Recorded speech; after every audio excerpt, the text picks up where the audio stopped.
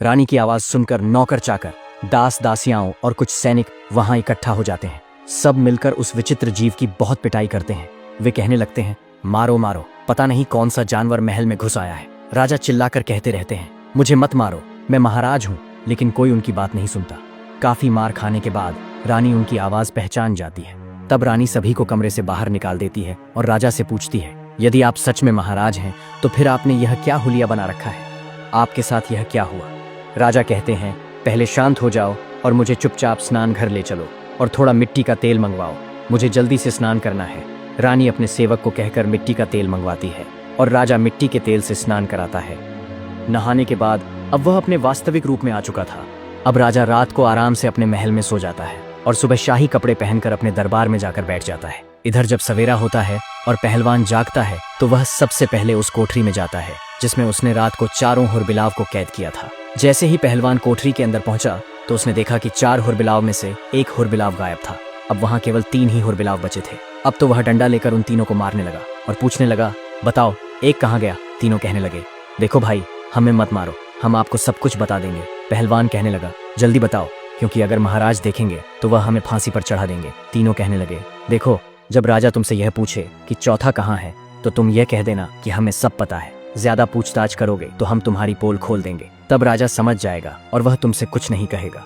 यह सुनकर पहलवान प्रसन्न होकर उन तीनों को लेकर राजा के दरबार में उपस्थित होता है। संपूर्ण दरबार उन्हें देखकर अचंभित हो जाता है। सभी दरबारी उन्हें देखकर हंसने लगते हैं और सोचते हैं कि यह तो बड़े ही विचित्र जानवर हैं। ऐसे जानवर तो हमने पहले कभी नहीं देखे। पहलवान ने राजा को वह तीनों हुरबिलाव सौंप दिए। उन्हें देखकर राजा कहने लगा, अरे पहलवान, मैंने तो तुमसे 4 मंगवाए थे, ये तो केवल 3 ही हैं, एक कहाँ है? मैं अभी तुम्हें फांसी पर चढ़ा दूंगा। पहलवान कहने लगा, महाराज, ज्यादा बोलोगे तो मैं आपकी सारी पोल खोल दूंगा और सबको सच बता दूंगा। पहलवान की यह बात सुनकर राजा सोचने लगता है कि शायद इसको सब पता चल गया है। अगर इसने मेरी पोल खोल दी तो मैं कहीं मुंह दिखाने के लायक नहीं रहूंगा।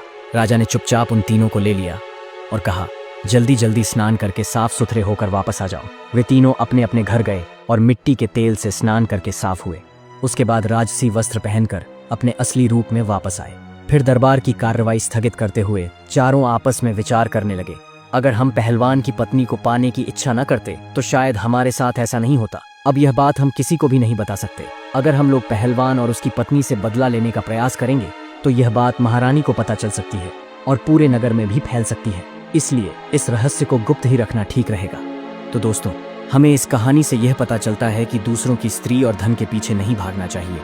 अगर भागोगे तो इसी तरह पछताना पड़ेगा और हमें अपने चारों तरफ के लोगों से सावधान और सतर्क रहना चाहिए। हमें आशा है कि आपको यह कहानी जरूर पसंद आई होगी। ऐसी और कहानी देखने के लिए हमारे चैनल को सब्सक्राइब करें।